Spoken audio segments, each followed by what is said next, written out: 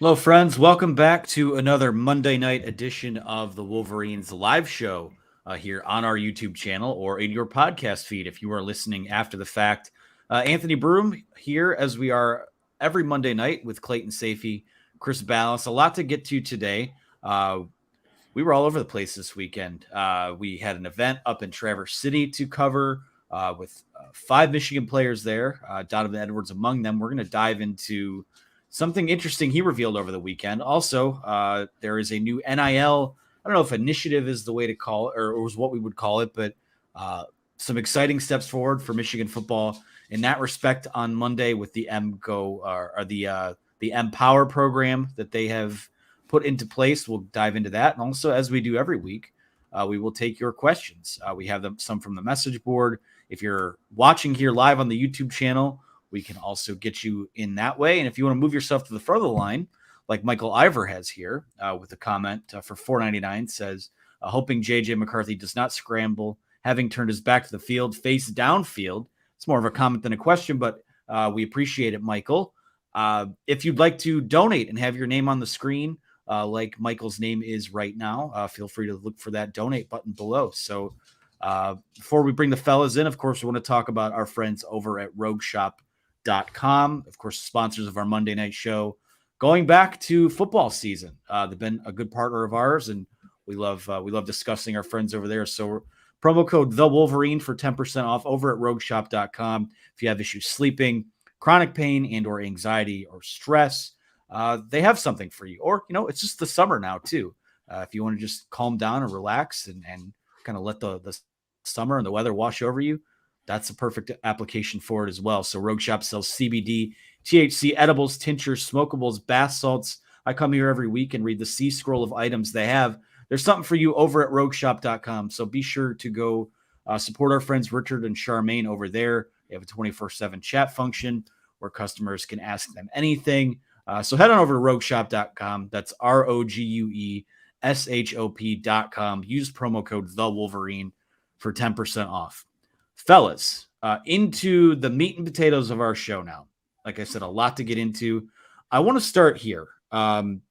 We were I was up at the Wolverine weekend event at Grand Traverse Resort. Shout out to Eric DeBoer, Caroline Rizzo. The staff up there did an amazing job, very hospitable, very kind to us. It was awesome to be up there for that event. But you had five Michigan players in attendance up there for there was a dinner on Saturday night and a meet and greet with fans. I was able to meet a couple of our followers over on the Wolverine, someone who watches this show as well, a Schaub fan, actually sat at his dinner table. So if you're watching tonight, it was great to get to know all of you guys. So, but let's get into the biggest takeaway was that, we had a couple minutes with Donovan Edwards before this event started, and he revealed, and this was news to all of us. This wasn't something we had discussed, really was made privy to. We knew he had the hand injury in the tail end of the season, but Donovan Edwards played most of last season with a torn patellar tendon. Was corrected several times on you can't tear your patella. It's the WebM people were working the WebMD like crazy over the weekend. But Donovan Edwards had a surgery this offseason for a knee injury. Blake Corum had a surgery for a knee injury this offseason. Now, fellas, for as much as we've talked about throughout the offseason and leading up to this new year, how Michigan has one of the better running back duos in the country, maybe the best running back duo in the country, most talented for sure, will be two of the highest drafted when it comes to next fall. I kind of want to spin it a little bit because there's been so much positive hype. I want to play devil's advocate here a little bit.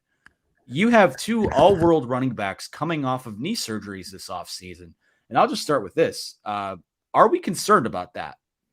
Not in the least. I think that's why they have one of the best hospitals in the world, frankly, in their backyard. And they're saying that these guys are going to be ready to go. And knowing how Blake Corum and Donovan Edwards work and how intent they are on getting back and how committed they are to it, I think they'll be good to go by the start of the season. So I think that's great. You know what? This ain't intramurals, brother. This ain't figure skating. You're out there playing with pain. It's like Jim Harbaugh says, you know what? You're playing with some kind of injury all the time. And there were guys, that's why it burns my ass going back to like 2018, 2019, when you had guys sitting out of practice, for weeks with a hangnail or something like that, and then wanted to go in and play on Saturdays, and we're biding their time to get to the NFL. We're not going to get into names, but you guys know who some of them are.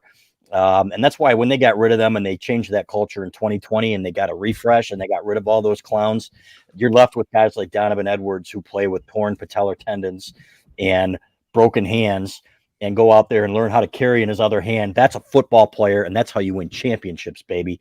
I remember John Jansen telling me one time when I interviewed him how he put a piece of PVC pipe behind his leg because he had something torn in his knee, and he taped it up so that he could play.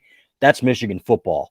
So you know what? I got off on a tangent there a little bit, but I will say that you know what? I think they'll be fine. And actually, in speaking to Sharon Moore, I don't want to give away everything that's in our football preview. I think they'll be better than fine this fall.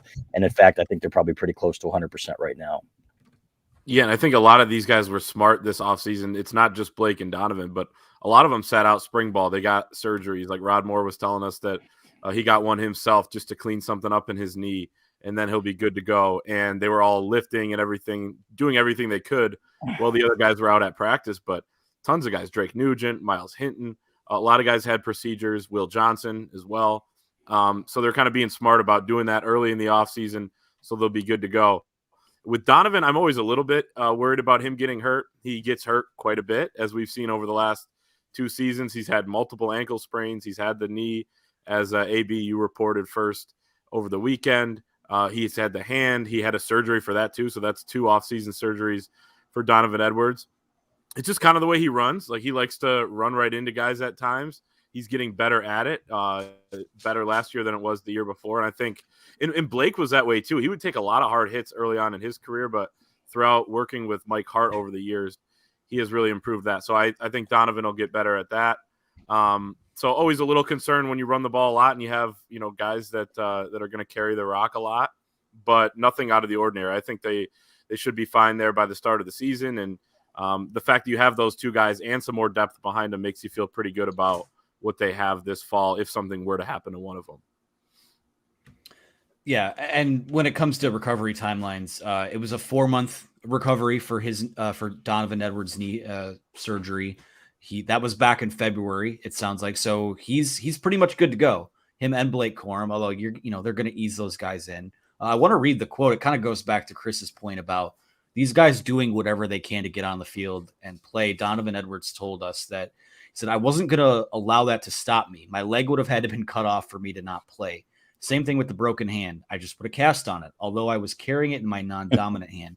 You just got to do what you got to do to come up successful and win the game." And Shane Johnson here with a $4.99 super chat. Hello, Shane. Both all-world backs returning from knee surgeries. Cause for concern. Yikes. Time for CB to lighten up on the 50-50 run-pass offense.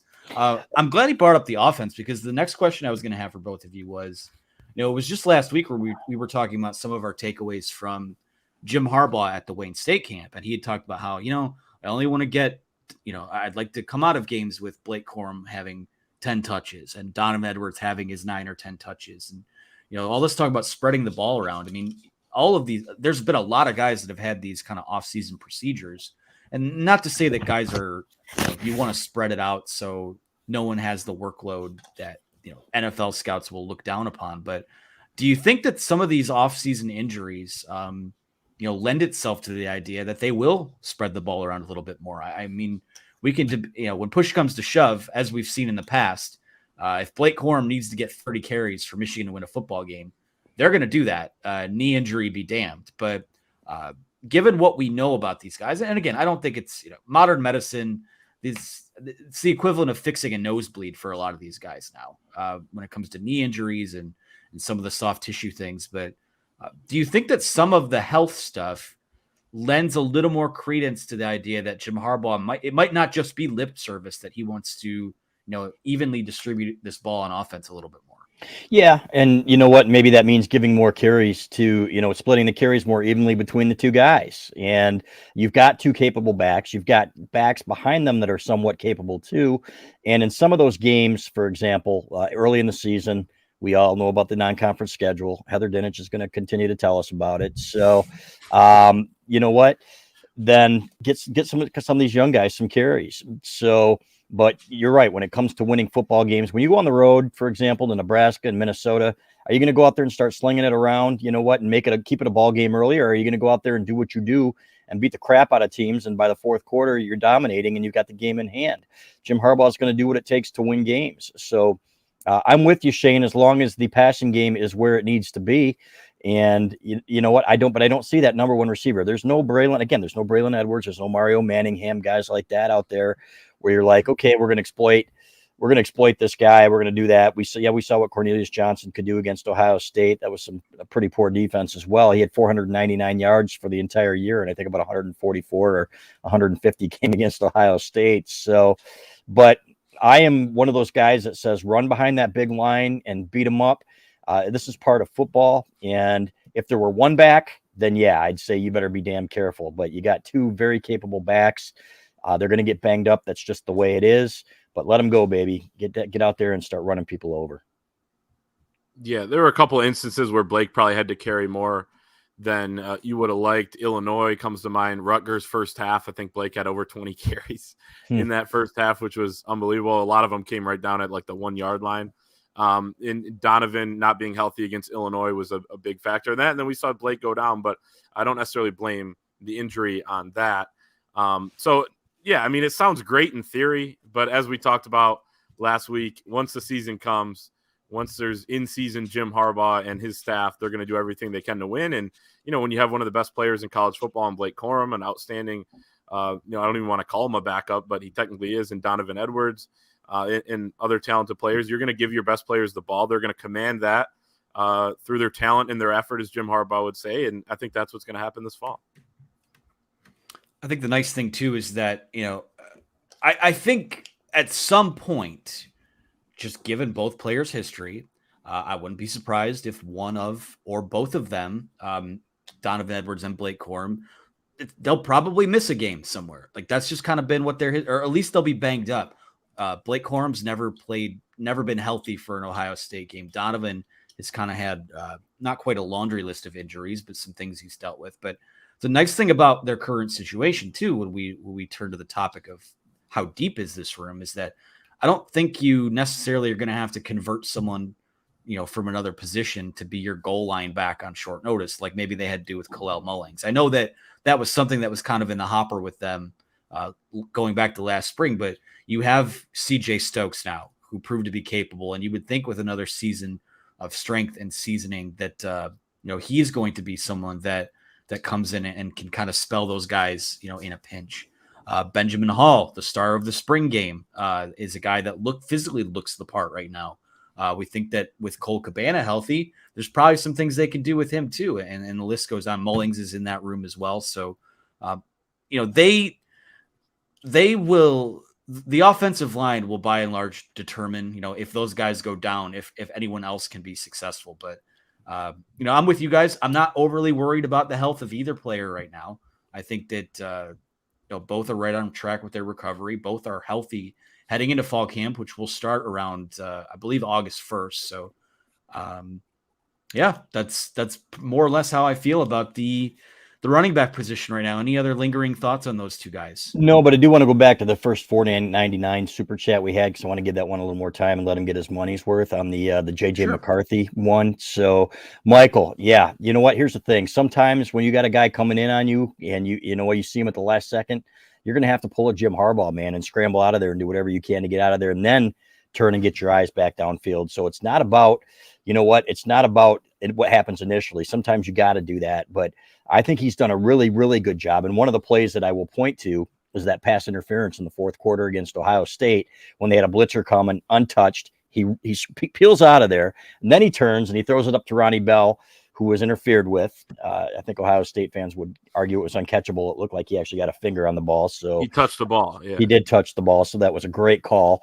Sorry, Buckeye fans. But You know what? Jim Harbaugh made a living doing that. And it's like Bo Schembechler used to say, you know what?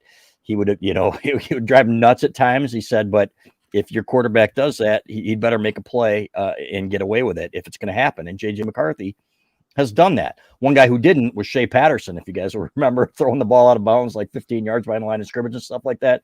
So I'm good with it, man. It's like people say, let JJ be JJ. You know what? He's proven it. He proved it last year. He got better and better through the fall, which is one of the reasons that he earned his start in the second game of the year. That's just a fact. And he earned the starting job. He got better and better at protecting the ball and being that guy that they could trust. So, but I'm with you, man. You've got to, as soon as you can, turn around and make a play. And I think he's gotten really good at that. So, Michael, I just wanted to give you your $4.99s worth there. And thank you very much for that. Yeah, there were times, too, last year where he was probably running around too long, like the Maryland game. But throughout the season, he got better and better at that. And he was talking about how his feel was really coming along. So, yeah, that's one of the aspects that reminds Jim Harbaugh of himself when he watches J.J. McCarthy. Devin Gardner could do that. There are other guys that couldn't as effectively at Michigan. And, I mean, you just got to trust him a little bit there. As Jim Harbaugh said, ever since J.J.'s gotten on campus, he doesn't want him to be a victim of overcoaching. So I think they're going to let stuff like that slide. But as you said, well, if you do it, you better make a play. It's like what John Beilein used to tell guys. If they were going to gamble trying to steal a pass, you better steal it. Otherwise, it's 5-on-4. So, take your risks when you can. But you better, make the most of it when you do. Absolutely. Do we want to save Schaub fams for questions, or do we want to just take it now? Is it a super chat? It is a super chat. We could take it. Well, put them up, man. You know what? You give us your money. You guys get right to the top of the list. Well, and he also won the grand prize of getting this. I should say I won the grand prize. I got to sit with him at dinner on Saturday. So, you both benefited from that. Schaub fam asks, with the kind of stacked talent it takes to be ranked number one these days, could 24 end up being our best recruiting class ever? Michigan's been hot on the trail, added another piece to the puzzle on Monday. There's a couple Smiths in the class. Is this Gerard Smith? Jacob Smith? Jaden Smith. See, they're everywhere. There's a couple Smiths. This is not the Tuesday or Wednesday night show. All you got to do is think of Sal's tattoo, right? Anybody know what I'm talking about? Anybody? Bueller? No, that one went over my head this time, Chris. Sal Volcano. Impractical Jokers. He had to get a tattoo of Jaden Smith, Will Smith's son, on his thigh. So if this Jaden Smith wins the Heisman, I want to go on record as saying I will get a tattoo of him on my ass. So he'd be a linebacker winning it. So there you have it. But anyway. A little too much information, but no, this is to answer your question, Schaub fan. No, that is, it won't be, because it won't be top heavy enough, because the top 1 to 50 to 100 guys are still going to be getting the pay to play, the money that, Michigan's not going to dole out $500,000 to land a kid. Their NIL is making progress, but right now they are kind of fishing in that 80 to 300 range, right? And Jaden Smith's even lower. Now they love him. I'll give another example. Frederick Moore is a guy who is vastly underrated, who is probably, in my opinion, a top 150 kid and will play out that way, but isn't ranked that highly. And I really don't care where recruiting classes are ranked anymore, other than to say teams like Georgia and Alabama that are hoarding that talent are going to be much more likely to win national championships just because they are so much deeper at those positions. So, but this isn't any different, frankly, than it's been forever, right? With the teams that hoard the majority of the talent and have the elite linemen that run like linebackers. Michigan's going to have a really, really, really good football team. That's probably, in my opinion, this is going to be their best chance in a while to win a championship, because you got the veterans in there, and other teams have new quarterbacks. Look at Ohio State, for example. So that's why this year is so important to me. Has Michigan ever finished with the top ranked class? I mean, pretty close. I'll go back to the Drew Henson, David Terrell days. You know what? Those they've been close. Justin Fargas, I think, was in that class. So, but number one overall, I don't think so. Maybe in some service, but to me, again, it's just you know what? You get top 5, top 10, you're fine. Win the Big Ten and go from there and see what happens. Oh, yeah, the thing I'll say too is, go ahead, Clay. Oh, I was just gonna say, I mean, the highest that I think Michigan has finished under Jim Harbaugh is 4th in 2017, but a lot of those guys didn't pan out, even the higher ranked ones. So I like and trust this staff in how they evaluate. They've also gotten some highly ranked kids this class. I think it's going to be top 5 potentially, and that's really, really good considering the way things are going in college football. So this is going to be one of their best classes potentially, and then it's also always to be determined on how good the class pans out because, I mean, the 2019 class with Aiden Hutchinson, those guys, they weren't ranked very high, but tons of those guys contributed to winning championships. So you just got to let it play out. But on paper, I would say it's not going to be probably their best class ever or the number 1 class, but it's going to be, really close to being one of their best in a while. Great question, though. Yeah, absolutely. And I would finish by saying that, the last couple of football previews that we've put together, and again, I'll plug that really quick. This is your last week to save $13 on the football preview. So head on over to the WolverineOnDemand.com. Use the promo code SAVE13 and get yourself a football preview for, I believe it's $10.95 and free shipping. So it's a steal. I'm biased, but it is a steal.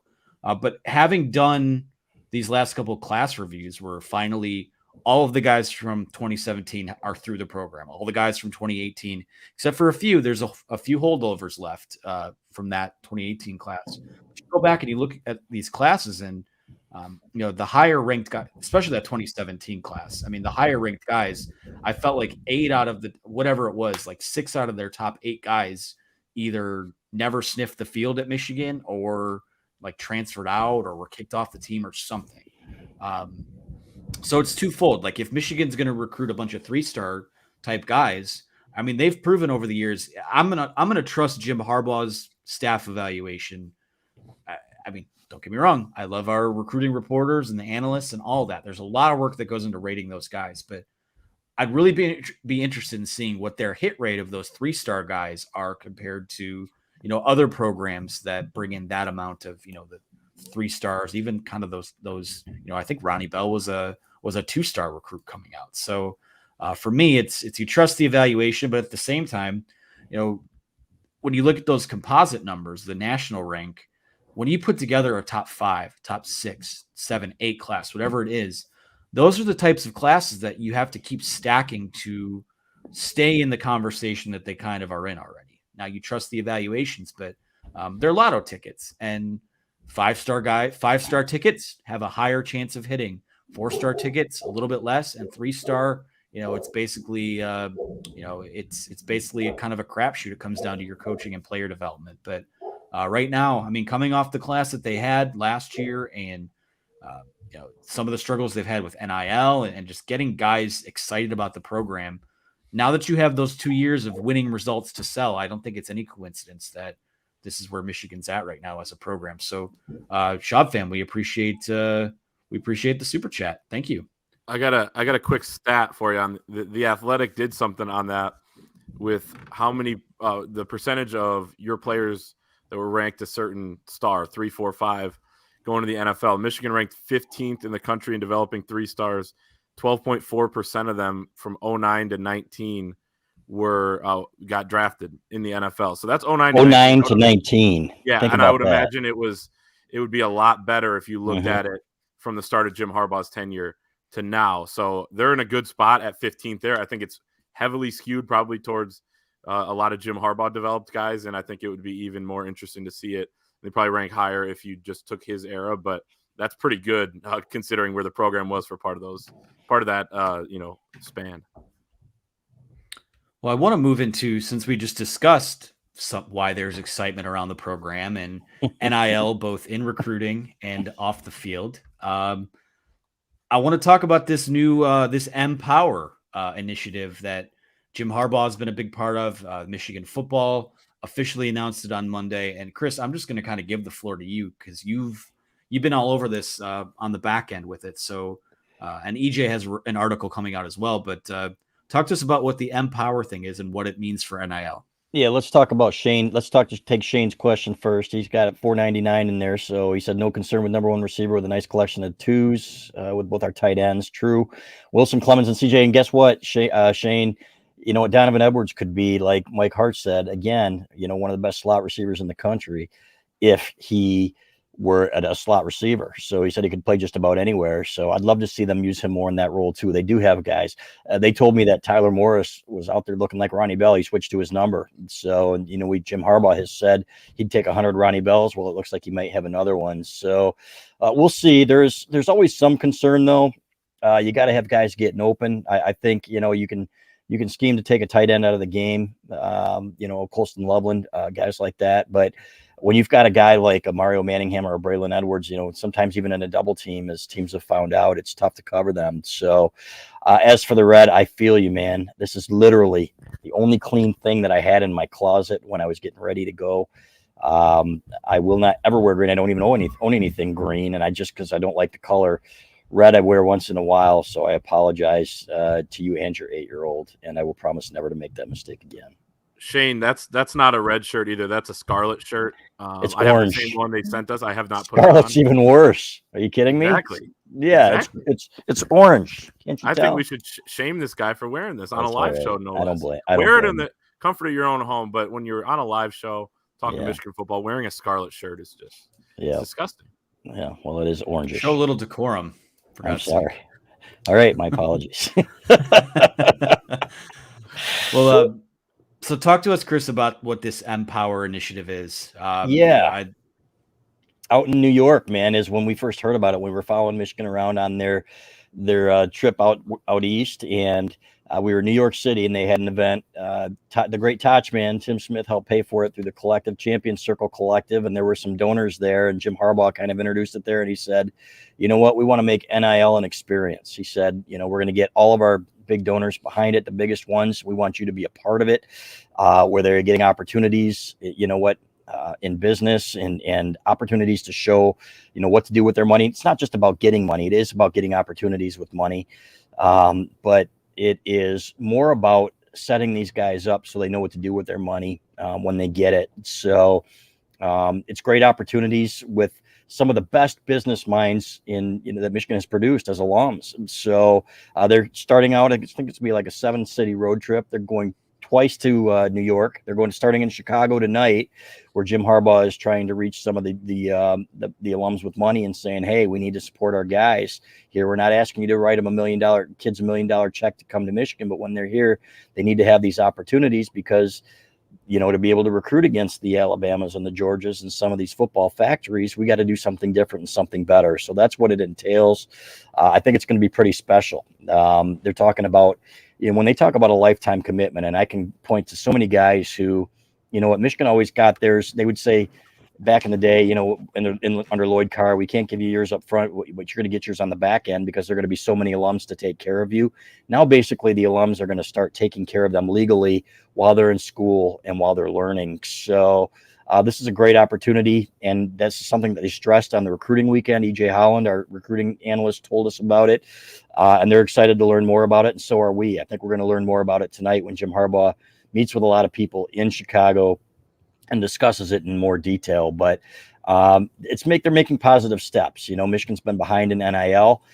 They still are behind in some respects, especially in basketball and other sports, but they are making up a lot of ground in football. There are a few guys in particular to thank for that. A couple of guys that were carrying the water, like our Toch man, as we've said. They need more guys on board, and this is kind of a road trip to get them there. Clayton, your thoughts on I saw you describe it as being, I think, huge on social media. So your thoughts on the new initiative? I got a text just before it launched today too, that this is gigantic. Just wait and see this announcement. Here we go. It comes out a couple minutes later. Jim Harbaugh's on the video. JJ McCarthy's on the video. Blake Corum was on there showing that. And I think what this signals too, and this is something that people have been waiting for a long time, is the athletic department being a little bit more willing to play ball and its progress in that area. It's also, I think of this too, going back a couple of years ago when Jim Harbaugh made his first comments when NIL, something that he actually had pushed for in years before, but finally became legal. He said, we want this to remain a transformational experience, not a transactional experience. I think with this initiative, they're going to, and he also, to finish that quote, he says, but it can become transactional. I think this is going to be both. The way they're going about it a little bit more uniquely than some other schools. And, the big thing that there's this huge buzzword out there, branding. Everyone's talking about, your personal brand. Oh, you got to do what's best for your brand and protect your brand. Well, Michigan, it's not just the brand while they're here for 3 to 4 years. They're talking about a brand for life, to use their exact words. And all the connections they have with the donors and alums and everybody surrounding Michigan, the university, but also the football program, they can leverage that. And I think they're going to, and I think this is a really big step. Yeah, I think my biggest takeaway, and again, I'm still kind of doing my homework on everything because there's been a lot going on, is that it is that grassroots kind of.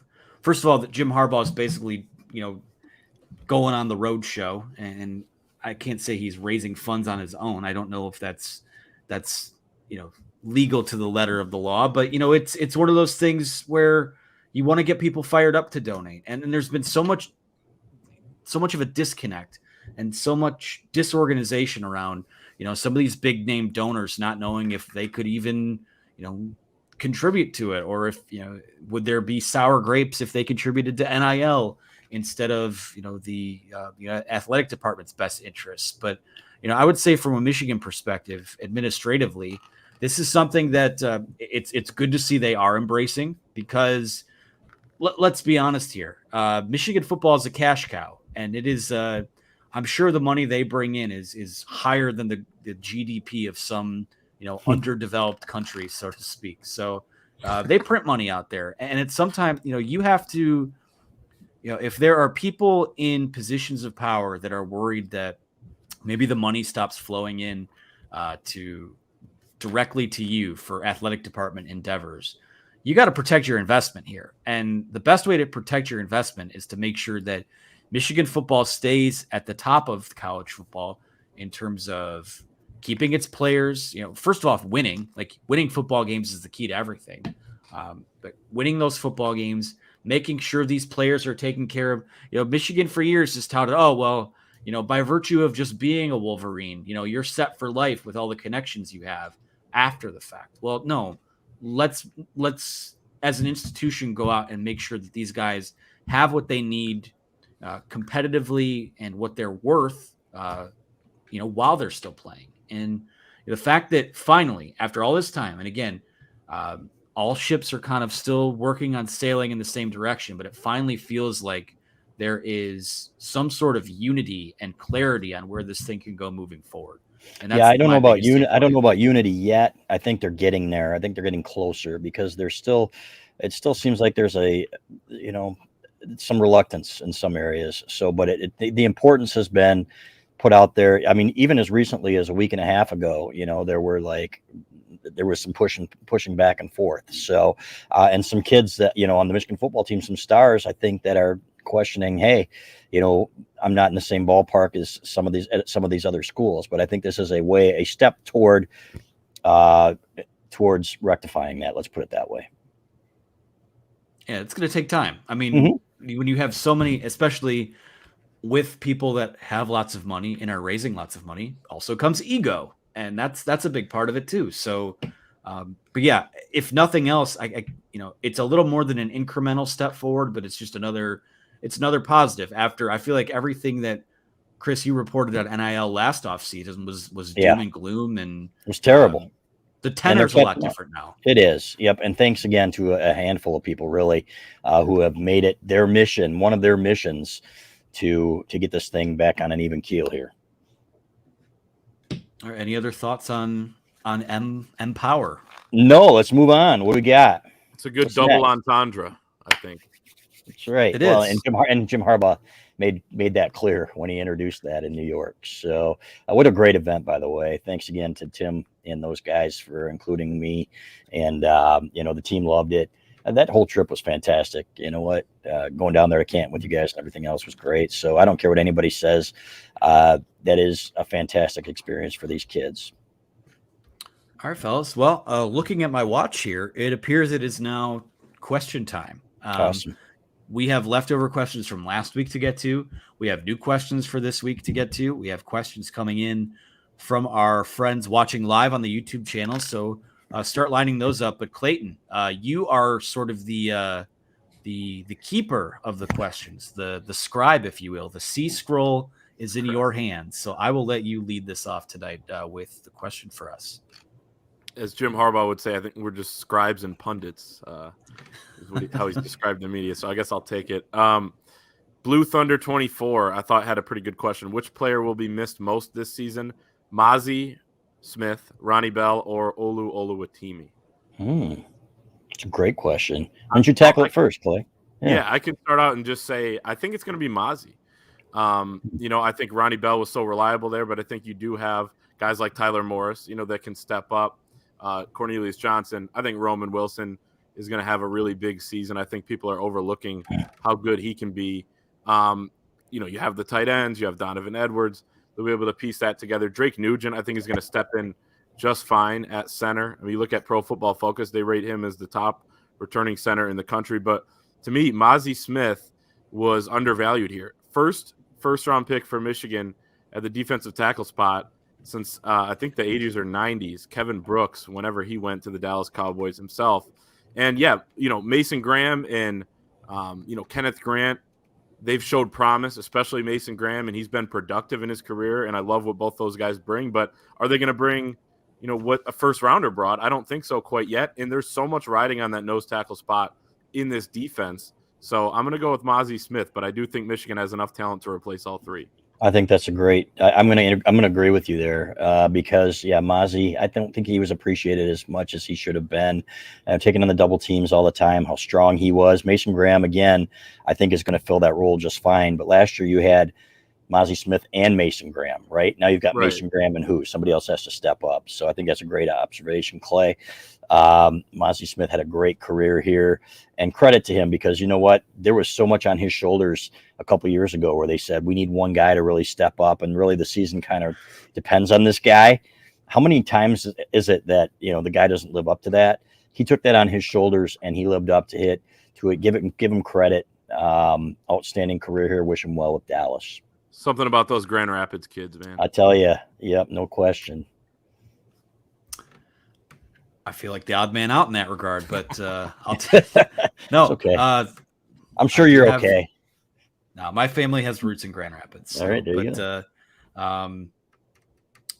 I'll make it 3 for 3. We'll say I'll say Mozzie Smith. I think that most important among of the things that he brought was the fact that the things that he did really, really well don't show up in a box score. I mean, that's the guy that's taking on your double teams and opening things up for other guys. And he kind of lived and breathed, stuffing the run there. And it's, now you have guys like Kenneth Grant that need to take on more of that. You have Rayshon Benny. You have Mason Graham, who needs to be a little better and has done a great job this offseason of getting himself back into good football shape.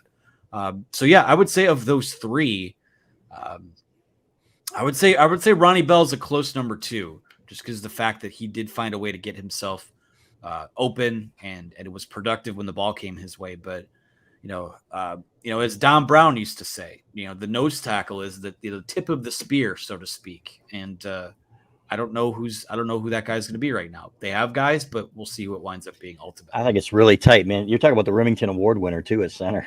You could make a case for any one of those guys. So Absolutely. it'll be fascinating to see how it plays out. And Oluwatimi had an unbelievable season. We're assuming Drake Nugent's going to step in there because of where he's ranked, but we haven't seen him play yet. So will be fascinating to see these guys in action. But we do know they're great fits. Speaking to some of their teammates, they say these guys, it's just like they've known them forever. All right, Clay, I'll take this next one here, unless you have another point to add. I was just going to say Don Brown used to say that, but then he would, they're not in the spot anymore where you have to move over Max Bredesen, who's your kind of de facto fullback, defensive line. They got some options there too. And the fact that the Remington and Outland Award winner is on that list and we didn't choose him, I think is a really good sign and shows you where this program's at with how much depth they have. There you have it. Yeah, they've done a great job of really kind of not even just backfilling those needs, but just building the roster in general. All right, let's take this one from Sasquatch from the message board. It says, gut feeling right now, is J.J. McCarthy back in 2024? My gut feeling, I still lean yes. I don't know why I feel that way. If he has a good year, teams are going to want him, but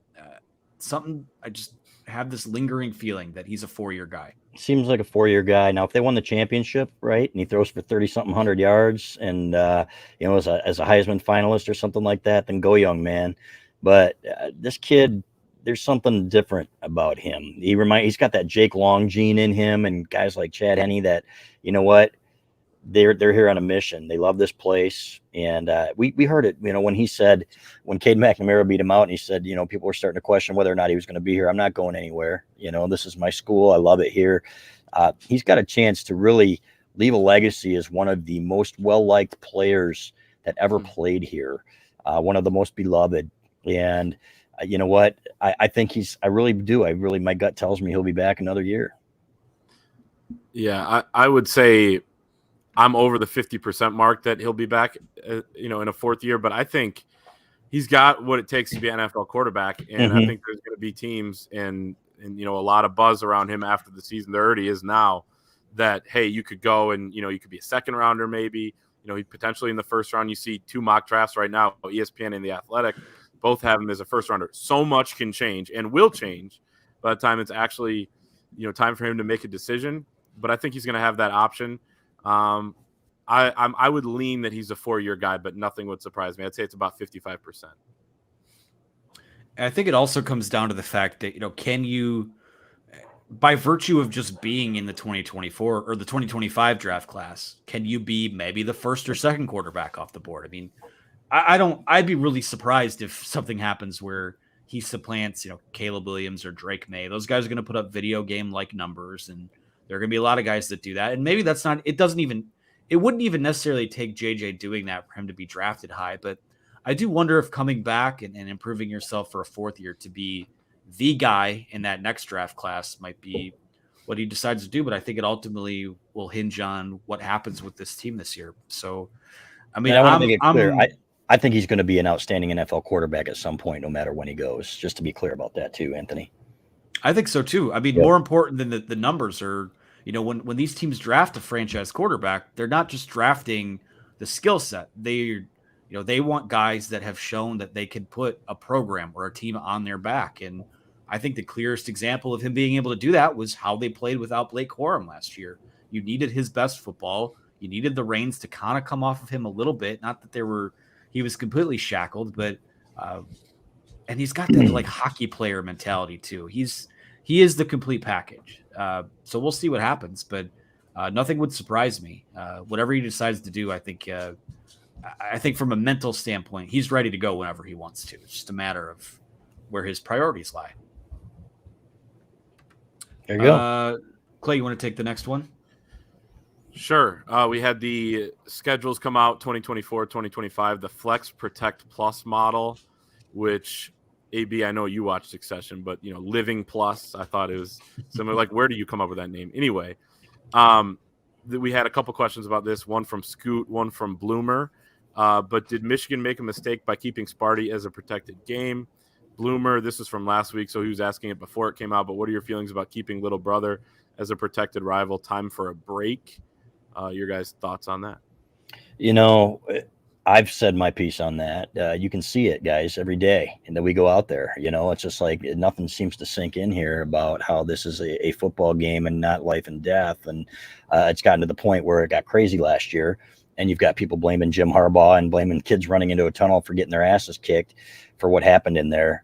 There is absolutely no perspective anymore. And it's time. I felt it was time for a break. Now, from a purely football perspective, given where Michigan State is right now and seems to be headed under Mel Tucker, they aren't exactly thriving right now. So it's kind of like, Michigan State always plays Michigan tough, it seems. But from a football perspective, it's not terrible at this point because it's not Mark D'Antonio's Michigan State. So, but to me, I would have gone another direction, maybe in Minnesota, the Little Brown Jug game or something like that, just to give it a break.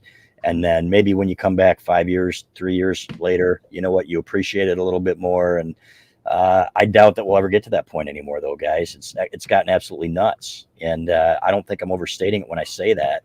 Some of the stuff that I've seen and been privy to has been absolutely crazy. So breathe a little bit, try to enjoy it a little bit more, I guess would be my advice.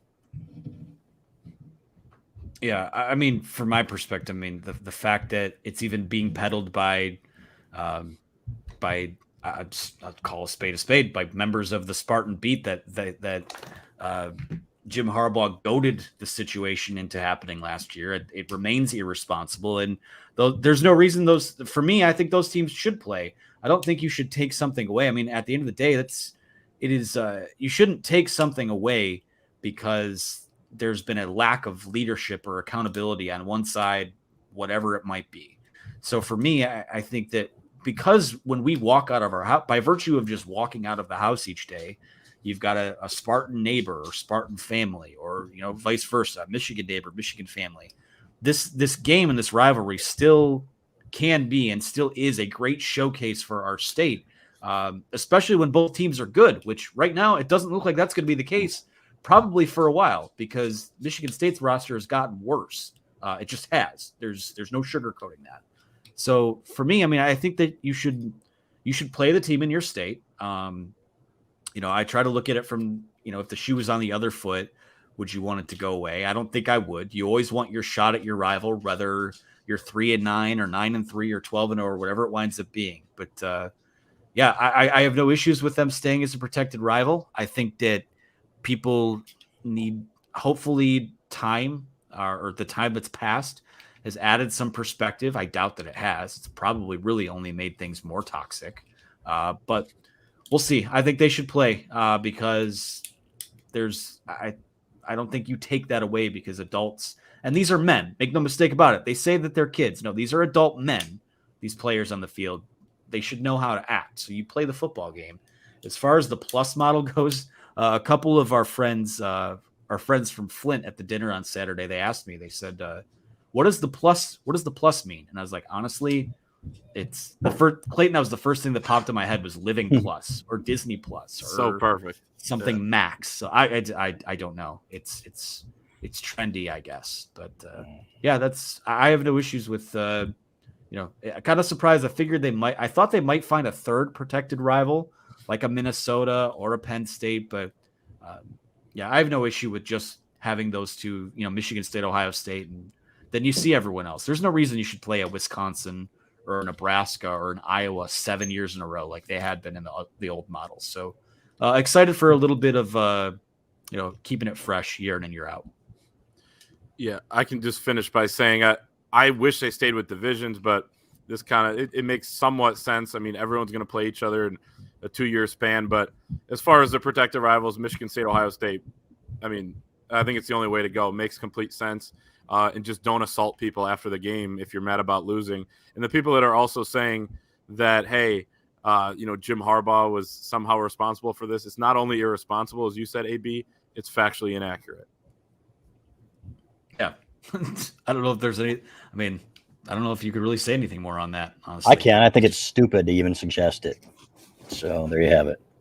Pig-headed, I'll say. Yes. Yeah. To go a step further, it's pig-headed, see? That's great. Gosh, what else? Where do we go after that? Let's see. This is what happens when we do it live. Let's take a YouTube question. Who's been waiting in the queue here?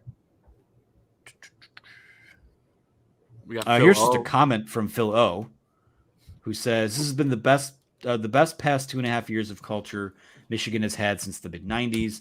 I love the guys we have and the coaching staff. I don't have a single gripe with any of our coaches. The Big O, I agree with you 100%. And I've said this and I've written it. It is as good as it's been since then. And bringing Michigan men back into the fold, it's hilarious because you've got a segment out there, almost a cult, that says it's too incestuous and we need to split away from that. And let's go get more Rich Rods and Tony Gibsons and stuff like that. And when all the guys who ever played here said, you know what, there's something that makes me sleep better at night, knowing that some of those guys are in the building. So, and I couldn't agree more. Mike Hart, Ron Bellamy, Grant Newsom, you go right down the list, right? Mike Elston. These guys understand the importance of what it means and to Michigan, what it means to you can't lose. You cannot lose. So, you know what? I love it. I love the staff. I love the culture. Amazed that they were able to turn it around as quickly as they did. Yeah, even behind the scenes guys. I mean, Doug Mallory, Chris Bryant, Denard Robinson. It goes on and on and on. Those guys know what it's like and what things need to be, what the standard is, and then the new guys, the guys that are playing now, the Blake Corums, they set the new standard for these guys, and it builds on itself throughout the years. And I think that's what Michigan fans are hoping for. This is just going to only continue. So, really, really, I think everybody is super excited about this season and what it can be, and it feels like it's as high of expectations as you can have. Yeah, I mean, it remains one of the most remarkable and quickest turnarounds I can ever remember. I mean, coming off of that COVID season, again, the most giant asterisk you could possibly put next to it for what it meant for where the program was and how bad things were or weren't actually. But for them to flip the switch like they did, it's been crazy to watch. And you would have figured that maybe last year was, okay, 2021, you get yourself back in your little, 8, 9, 10 wins column. And then last year was the year where you start making your push. But now we're talking about, going on 3 years in a row where you're the team to beat in the Big Ten. That's it's remarkable. And Phil O does have a question. He asks, who is the starting four on the defensive line for the first snap of the year? And I would my caveat to that would be, I guess it depends on the look that the offense gives them. Of course, you have your different fronts. You've got you're always your on 3-man fronts. We'll say the 4-man front. What would the starting 4-man front look like? Anthony, go for it. I would say, thank you for bringing up the roster. That's helpful. There's a billion guys on this in this rotation. I will say at the edge, those two guys in the blue column there, Jalen Harrell, Braden McGregor, I think would start at the edge spots. Defensive tackle, I will go with, Chris Jenkins is a lock. And then, see, who do they play the first week of the year? East Carolina. It'll be Mason East Carolina, they throw the ball a lot. Tied for 23rd in the country last year, 37.3 pass attempts per game. So really, we're probably looking at them playing a 3-man front a lot in that game with the 2 linebackers and then everyone else on the back end of the defense. But for 4-man fronts, we'll say, Mason Graham. It's not as hard as I thought it would be. Yep. There you go. I agree. Those are my 4. Yep. All right. Well, thank you, Phil O, for the question. Thanks, Big O. Quick one here from John Case. We did not address this. He said, is basketball part of Empower? Not so much. They're starting to get some help from the collectives, so they need more help. I give Juwan Howard credit for going out and seeking some help. I think that's one of the things that helped land him. Olivier Kamwa from Tennessee. They got to get Antonio Reeves from Kentucky. If they do, then I will give, as Anthony says, the flowers to Juwan Howard for putting together a roster in these unbelievable times in which people are poaching their players left and right, and it's getting harder and harder to put together a roster. So let's make it happen. I thought you were going to say you'd have Juwan Howard's face tattooed on your ass. No, on the other cheek, no. I already got one spot reserved for Jaden Smith. So that's terrible. We're gonna. I don't even know where that came from. Just clip it and throw it away, please. So if we go back in time, So anyway. All right, next question. All right, we'll take one more. Clay, why don't you close us out here? A lot of pressure. Okay. Let's see. Pick me out a good one, Bobby. What movie? Anthony. Pick me out a winner, Bobby. I don't know. I'm 0 for 2 today, Chris. The Natural. That's the voice special. All right, go ahead. Continue. I'm showing my age again. This one is unnamed. I did not write down who asked it, but this is from last week's batch of questions. While it is putting the cart before the horse, are we going to see a lot more offensive line rotation at each position this year? Each of the offensive line starters are finishing their eligibility this year. We'll have all new starters in 2024. Heck, if JJ doesn't come back, Loveland and whoever starts in the slot will be the only starters returning. I will note, guys, there is the COVID year out there, so guys, Trevor Keegan's not coming back, but Trevor Keegan could technically come back. Carson Barnhart, Trente Jones, those guys could come back. I believe Drake Nugent has 2 years. If he wanted to come back, Miles Hinton has a couple years. If he redshirts this year, he could have 3 more in college. So there's going to be the opportunity there. But I do think Michigan's going to have a full as long as everyone stays healthy, 5 new starters on the offensive line in 2024. I don't think we're going to see a lot more rotation. That just isn't necessarily conducive to building an offensive line, making sure those guys gel, because there are some new pieces on this line. But I mean, there's always going to be injuries, guys banged up, whether that's for a drive, a quarter, a half, a game, a couple games, whatever. And guys like Gio El-Hadi, he's already accumulated some experience in his career. Other guys are going to get that opportunity as well. Jeff Percy got to start a game last year. So it's not like these guys won't have any experience. They've been around the program. They've watched the older guys. They've learned under Sharon Moore. So I think they're going to be fine. But I don't think we're going to see more rotation, but I do think it'll probably be 5 new starting offensive linemen in 2024. I do think we'll see a little more rotation at left guard and maybe kind of protect Keegan a little bit, given the wear and tear on his body, the neck injuries, the stingers that he had last year. He was like, he couldn't feel his fingers at times. So I think with El-Hadi, as good as he is, I think we could see more of him. And I think you could see a little more rotation between Jones and Barnhart as well, especially in the early going. So, and then, you know what? Maybe early on too, because you got guys like Ladarius Henderson. We don't know what he can do. Miles Hinton, competing with these guys. So I think early on, yes, but I think in the Big Ten season, they'll have a set group that they like best, that they found out, okay, this is our best 5, but it certainly bodes well for the following year, even if there aren't, guys that are returning starters, because you'll have a lot of guys that have played a lot of football. Can I clarify mine too? Is I agree. If position battles are going in to the season, which I think they very well could, then I think we will see that. But once things get solidified, whenever that is, I don't think we're going to see. And maybe something with Keegan, if he can't feel his fingers, maybe they feel good enough about Gio to put him in. But I don't think we'll see, like a rotation like you'd see on a defensive line. Yep. No, you don't rotate guys like that. I mean, there are guys that need to get experience, and I think that getting out to fast starts in games lends yourself to blowing teams out and then getting guys game experience. But to build offensive lines, it's less about individual play. Like, you want guys individually to develop, but you build offensive lines by guys playing together, and the bones of next year's offensive line are going to kind of be put together, in spring football, in the off season, in fall camps. So yeah, it's the idea that it will probably be 5 new starters is scary. That's something that they've been able to avoid, and they're very lucky to be able to do. And you look up and down, the scholarship chart and the depth chart already, you feel like you have guys that you could probably put together at least one other starting offensive line at another that would start another Big Ten school and probably be pretty good. So, you feel somewhat safe about the future, but at the same time, like, the idea that you'll have to break in 5 new spots, and who knows who the quarterback is, who knows what running backs will be around, who knows what your skill, there are just so many. That's why it's just so important to go out and win the national title this year, or at least, just get to that last game, because the future is we feel good about the pieces they have, but the future is so uncertain. No man knows the future, of course, the popular refrain from this past Jim Harbaugh NFL dalliance. But it's hard to predict, but you don't rotate guys like that.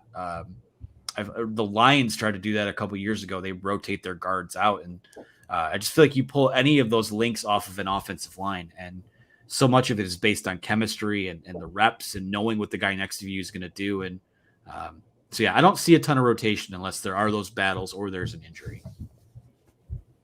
So I think that's a good place to 7 o'clock here, fellas. After 7 o'clock, I think that's a good place to put a pin in it and call it a show for this week. Again, thanks to everyone for watching. Be sure to like and subscribe. As we said earlier, this is your last week. You have until June 19th to order our football preview magazine for $10.95 plus free shipping. You'd be saving $13 on that. So not a math major, but that's a good deal for you guys. So hop on that for sure. You can get 6 months.